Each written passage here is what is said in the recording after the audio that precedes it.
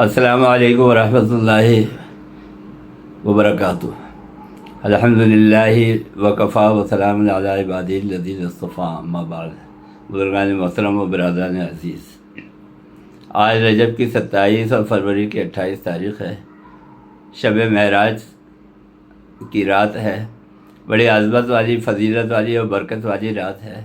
اس رات کے اندر حضور اکرم صلی اللہ علیہ وسلم سرور کائنات، سرکار دو عالم سفر معراج کے اوپر تشریف لے گئے، اور یہ ایک عظیم الشان سفر تھا جو اللہ تعالیٰ نے معجزے کے طور پر آپ کو عطا فرمایا ہے۔ قرآن کریم نے سورہ بنی اسرائیل کے 15ویں سپارے میں اس کا ذکر کیا ہے۔ سبحان الذی اسریٰ بعبدہ لیلا من المسجد الحرام الی المسجد الاقصی الذی بارکنا حولہ لنریہ من آیاتنا انہ هو السمیع البصیر۔ پاک ہے وہ ذات کے جو اپنے بندے کو لے گیا مسجد حرام سے مسجد اقصی تک۔ یہ مسجد حرام سے اور مسجد اقصی تک یہ سفر معراج کا پہلا حصہ ہے۔ اس کو اسریٰ کہتے ہیں، اسی لیے سورہ بنی اسرائیل کا ایک نام سورہ اسریٰ بھی ہے۔ سفر کا دوسرا حصہ مسجد اقصی سے عرش تک کا سفر ہے، جس میں حضور اکرم صلی اللہ علیہ وسلم تشریف لے گئے۔ حضرت مولانا جلال الدین رومی رحمۃ اللہ علیہ فرماتے ہیں، کتاب اللہ برکت قضا نہ کنیم، نام اوراز اولیاء نہ کنیم۔ اللہ تعالیٰ نے اپنے بندوں کی آزمائش کے لیے ایک اصول مقرر کیا ہوا ہے کہ اس کو اگر کوئی عہدہ دیا جائے تو وہ آیا اس کے مرتبے کے اور منصب کے لیے موضوع ہے یا نہیں، تو لہذا پہلے آزمائش کی جاتی ہے۔ جس طرح عام لوگوں کی آزمائش ہوتی ہے، اسی طرح اولیاء اللہ کی بھی آزمائش ہوتی ہے، اور نبیوں کی بھی اللہ تعالیٰ نے آزمائش فرمائی ہے۔ تو حضور اکرم صلی اللہ علیہ وسلم جب تمام آزمائشوں سے گزر گئے اور آپ نے تمام تکلیفیں اٹھا لی، تو پھر اللہ تعالیٰ نے آپ کو بلندی کی طرف، معراج کی طرف اللہ تعالیٰ نے بلایا، اپنے دیدار کے لیے، اپنی زیارت کے لیے، اور اللہ تعالیٰ نے اپنی ملاقات کے لیے آپ کو عرش الہی کے اوپر بلایا۔ خانہ کعبہ سے سفر شروع ہوا، سواری لائی گئی جس کا نام تھا براق، دودھ سے زیادہ سفید اور بجلی سے زیادہ تیز رفتار سواری۔ حضور اکرم صلی اللہ علیہ وسلم فرماتے ہیں کہ جہاں میری نظر پڑتی تھی منتہا پر، وہاں پر اس کا قدم پڑتا تھا۔ انتہائی برق رفتار اور تیز رفتار سواری۔ حضور اکرم صلی اللہ علیہ وسلم کے ساتھ جبریل امین بھی موجود ہیں۔ آپ سفر پہ تشریف لے جا رہے ہیں، راستے میں بیت الحم پڑا، وہاں پر آپ نے نوافل ادا کیے۔ اس کے بعد ایک جگہ کے اوپر آپ ٹھہرے۔ حضرت جبریل امین نے فرمایا کہ یہ طور سینا ہے، جہاں پر حضرت موسیٰ علیہ السلام اللہ تعالیٰ سے کلام کیا کرتے تھے۔ آپ نے وہاں پہ بھی نوافل ادا فرمائے۔ اس کے بعد اور آپ آگے تشریف لے گئے، یہاں تک کہ مسجد اقصی پہنچے، تو آپ نے دیکھا کہ ایک جمع غفیر ہے کہ جو مسجد اقصی کے اندر جمع ہوا ہے، اور صفیں بنی ہوئی ہے۔ اذان دینے والے نے اذان کہی اور اقامت کہنے والے نے اقامت کہی۔ حضرت جبریل امین فرماتے ہیں کہ آپ نماز پڑھائیے۔ حضور اکرم صلی اللہ علیہ وسلم نے امامت فرمائی۔ حضرت جبریل امین نے فرمایا کہ آج تک جتنے بھی انبیاء مبعوث ہوئے، 1,24,000 انبیاء کرام علیہ السلام، وہ ان نمازیوں کے اندر شامل تھے۔ آپ نے انبیاء کی امامت فرمائی ہے، لہذا آج سے آپ کا لقب جو ہے وہ نبی الانبیاء ہے، امام الانبیاء کا لقب ہے، افضل الانبیاء کا آپ کا لقب ہے۔ حضور اکرم صلی اللہ علیہ وسلم پھر وہاں سے تشریف لے چلے مسجد اقصی سے۔ آپ فرماتے ہیں کہ ثم عرج بی الی السماء، مجھے آسمانوں کی طرف بلند کیا گیا۔ حضور اکرم صلی اللہ علیہ وسلم تشریف لے جا رہے ہیں، تو راستے میں ایک جگہ آپ نے دیکھا کہ ایک مقام ہے، وہاں پر کچھ لوگ اس عذاب کے اندر مبتلا ہے کہ پتھر سے ان کے سر پھوڑے جا رہے ہیں۔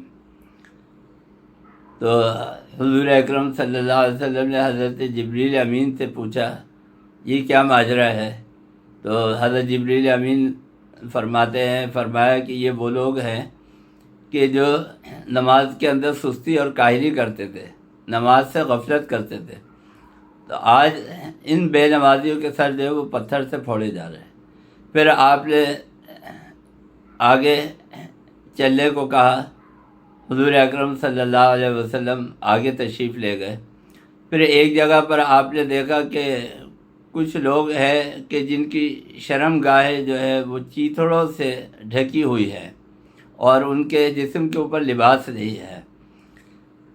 حضور اکرم صلی اللہ علیہ وسلم نے پوچھا یہ کیا ماجرا ہے؟ اور وہ لوگ جانوروں کی طرح، مویشیوں کی طرح چل رہے ہیں، ان کی جو غذا ہے وہ زقوم کے پتھر ہے۔ حضرت جبریل امین نے فرمایا کہ یہ زکوٰۃ نہیں دیتے تھے، زکوٰۃ ادا نہیں کرتے تھے، آج اللہ تعالیٰ نے ان کے اوپر یہ عذاب مسلط کیا ہے۔ ایک اور جگہ آپ گزرے تو دیکھا کہ وہاں پہ عورتیں جو ہے وہ پستانوں کے بل لٹکی ہوئی ہیں۔ فرمایا کہ یہ کون ہیں؟ تو حضرت جبریل امین فرماتے ہیں کہ یہ زناکار عورتیں ہیں، آج اللہ تعالیٰ نے ان کے اوپر عذاب مسلط کیا ہے۔ اس کے بعد آپ پہلے آسمان پر پہنچے اور وہاں دروازہ کھٹکھٹایا تو پوچھا گیا کہ کون ہے؟ حضرت جبریل امین نے فرمایا کہ افضل الانبیاء، خاتم الانبیاء، حضرت محمد مصطفیٰ سرکار دو عالم صلی اللہ علیہ وسلم تشریف لائے ہیں۔ دروازہ کھولا گیا اور آپ کے محاسن اور آپ کی تعریف بیان کی گئی، اللہ تعالیٰ کی حمد و ثنا بیان کی گئی۔ حضرت آدم علیہ السلام سے ملاقات ہوئی پہلے آسمان پر، دیکھا کہ حضرت آدم علیہ السلام جو ہے وہ آپ کا استقبال کر رہے ہیں اور فرماتے ہیں کہ مرحبا بالابن الصالح والنبی الصالح، خوش آمدید میرے بیٹے اور خوش آمدید نبی پاک صلی اللہ علیہ وسلم، نیک نبی۔ حضور اکرم صلی اللہ علیہ وسلم نے دیکھا کہ حضرت آدم علیہ السلام کی کیفیت یہ ہے کہ دائیں طرف دیکھتے ہیں تو خوشی کے اور مسرت کے آثار چہرے پر نمایاں ہو جاتے ہیں، اور بائیں طرف دیکھتے ہیں تو غم کے آثار چہرے کے اوپر آ جاتے ہیں۔ فرمایا کہ یہ کیا ہے؟ حضرت جبریل امین فرماتے ہیں کہ حضرت آدم علیہ السلام کے دائیں جانب ان کی امت جو حضرت آدم علیہ السلام سے اور قیامت تک آنے والے انسان ہیں ان کو جمع کر دیا گیا ہے۔ جب بحیثیت باپ ان کو دیکھتے ہیں کہ وہ اچھی حالت کے اندر ہے اور نیک کام کرنے کے اندر مصروف ہے تو خوش ہو جاتے ہیں، مسرت کے آثار نمایاں ہو جاتے ہیں۔ اور جب دیکھتے ہیں بائیں طرف تو وہ لوگ ہیں کہ جو نافرمان ہیں اور اللہ کے عذاب کے اندر گرفتار ہیں، تو آپ کے چہرے کے اوپر غمی کے آثار آ جاتے ہیں، رنج کے آثار آ جاتے ہیں۔ پھر دوسرے آسمان کے اوپر آپ تشریف لے گئے تو حضرت ادریس علیہ السلام سے ملاقات ہوئی۔ آگے چلے تیسرے آسمان کے اوپر حضرت یوسف علیہ السلام سے ملاقات ہوئی۔ چوتھے آسمان کے اوپر حضرت ہارون اور یحییٰ علیہ السلام سے ملاقات ہوئی۔ حضرت عیسیٰ علیہ السلام سے ملاقات ہوئی۔ ساتویں آسمان کے اوپر حضرت ابراہیم علیہ السلام سے ملاقات ہوئی۔ ہر نبی جب آپ کا استقبال کرتا تھا تو آپ کو بھائی کہہ کر مخاطب کرتا تھا، مرحبا بالاخ الصالح والنبی الصالح، خوش آمدید، ہم آپ کو مبارکباد پیش کرتے ہیں آنے کے اوپر، اے نیک بھائی اور اے نیک نبی۔ حضور اکرم صلی اللہ علیہ وسلم جب 7ویں آسمان پر پہنچے تو وہاں پر حضرت ابراہیم علیہ السلام نے حضور اکرم صلی اللہ علیہ وسلم کو بیٹا کہہ کر مخاطب کیا اور فرمایا کہ مرحبا بالابن الصالح والنبی الصالح، نیک بیٹے کو خوش آمدید کہتا ہوں اور نیک نبی کو خوش آمدید کہتا ہوں، کیونکہ حضرت ابراہیم علیہ السلام جد امجد میں حضور اکرم صلی اللہ علیہ وسلم کے دادا بھی ہوتے ہیں، اور بحیثیت باپ کے وہ حضور اکرم صلی اللہ علیہ وسلم کو بیٹا کہہ کر مخاطب کرتے ہیں۔ تو حضور اکرم صلی اللہ علیہ وسلم نے حضرت ابراہیم علیہ السلام سے ملاقات کی۔ آپ کی کیفیت یہ ہے کہ بیت المعمور سے ٹیک لگائے بیٹھے ہیں، اور بیت المعمور وہ جگہ ہے کہ جو خانہ کعبہ کی سیدھ میں 6 آسمان کے اوپر ہے، اور ہر وقت وہاں فرشتے طواف کرتے ہیں، اور بعض روایات میں آیا ہے کہ 70,000 فرشتے ہر وقت اس بیت المعمور کا طواف کرتے ہیں، اور جس فرشتے نے ایک مرتبہ طواف کر لیا پھر دوبارہ اس کو طواف کی نوبت نہیں آئی۔ بے شمار فرشتے ہیں کہ جو قطار کے اندر لگے ہوئے ہیں، لائن کے اندر لگے ہوئے ہیں۔ حضور اکرم صلی اللہ علیہ وسلم پھر وہاں سے آگے تشریف لے گئے۔ یہ مقام صریف الاقلام ہے، اور اقلام جو ہے یہ قلم کی جمع ہے۔ وہاں جو کاتبان تقدیر ہیں، جو فرشتے ہیں تقدیر لکھنے والے، وہ قلم سے انسانوں کی تقدیر لکھ رہے ہیں، حضرت آدم علیہ السلام سے اور قیامت تک آنے والے آخری انسان کی تقدیر لکھنے میں مصروف ہے۔ یہ مقام صریف الاقلام ہے۔ اس کے بعد حضور اکرم صلی اللہ علیہ وسلم پھر آگے پہنچے، 7ویں آسمان سے آگے پہنچے، یہاں سدرۃ المنتہا ہے، اور یہ وہ جگہ ہے کہ جو ایک بارڈر ہے فرشتوں کے لیے بھی اور انسانوں کے لیے بھی اور جنات کے لیے بھی، اس سے آگے کوئی نہیں جا سکتا۔ حضور اکرم صلی اللہ علیہ وسلم کو رخصت کیا حضرت جبریل امین نے، اور فرمایا کہ اب آپ عرش کے اوپر تشریف لے جائیں۔ تو حضور اکرم صلی اللہ علیہ وسلم نے فرمایا آپ میرے رفیق سفر ہیں، آپ بھی میرے ساتھ چلیں۔ تو حضرت جبریل امین فرماتے ہیں کہ نہیں، اس سے آگے میں اگر جاؤں گا تو میرے پر جل جائیں گے۔ جو در دوستی مخلصم یافتی، عنانم سے صحبت چرا تافتی۔ حضور اکرم صلی اللہ علیہ وسلم نے فرمایا کہ کیا آپ مجھ سے ناراض ہو گئے؟ جبریل امین فرماتے ہیں اگر یکسر منہ برتر پرم، فروغ تجلا بسوزت پرم۔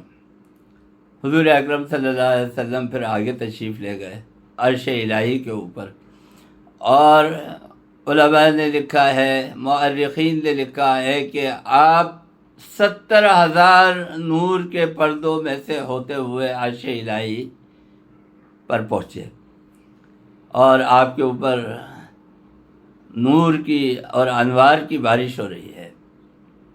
حضور اکرم صلی اللہ علیہ وسلم اللہ تعالیٰ کے اتنے قریب ہو گئے، قرآن کریم کہتا ہے کہ فکان قاب قوسین او ادنی۔ جس طرح کمان کے 2 سرے قریب ہوتے ہیں، اس طرح حضور اکرم صلی اللہ علیہ وسلم اپنے رب کے قریب ہو گئے۔ کسی نے کرامن کاتبین سے پوچھا کہ تم تو حضور اکرم صلی اللہ علیہ وسلم کے ساتھ گئے ہوگے، تو انہوں نے کہا کہ میان عاشق و معشوق رمزیس، کرامن کاتبین راہم خبر نیست۔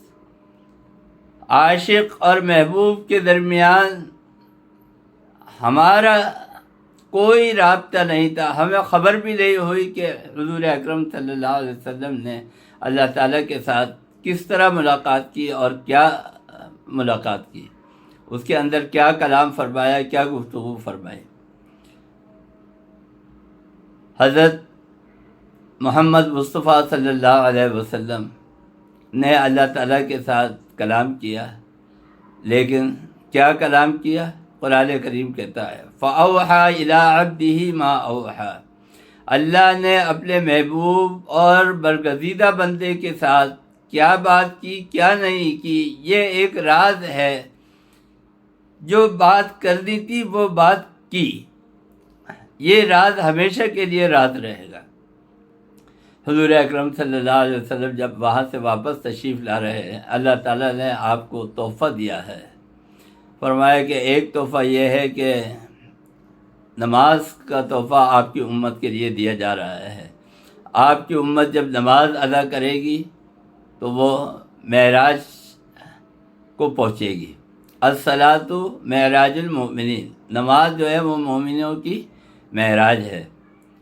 تو لہذا آج نماز کی سالگرہ بھی ہے، ہم اور آپ اپنی سالگرہ مناتے ہیں تو اس کے اندر خوشی کا موقع نہیں ہوتا، ہماری عمر کا 1 سال کم ہو گیا، لہذا اس پہ تو ہمیں غم کرنا چاہیے، افسوس کرنا چاہیے کہ ہماری زندگی کم ہو گئی۔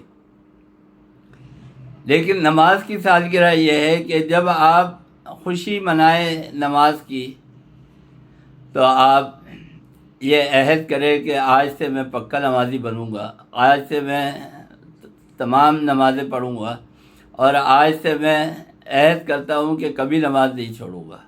تجدید عہد کا آج کا دن ہے، تجدید عہد کا دن ہے شب معراج۔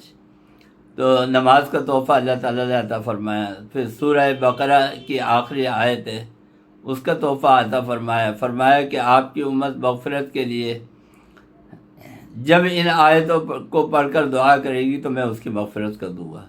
پھر حضور اکرم صلی اللہ علیہ وسلم تشریف لائے، عرش سے سدرۃ المنتہا، اور سدرۃ المنتہا سے پھر مسجد اقصیٰ، اور پھر مسجد اقصیٰ سے خانہ کعبہ۔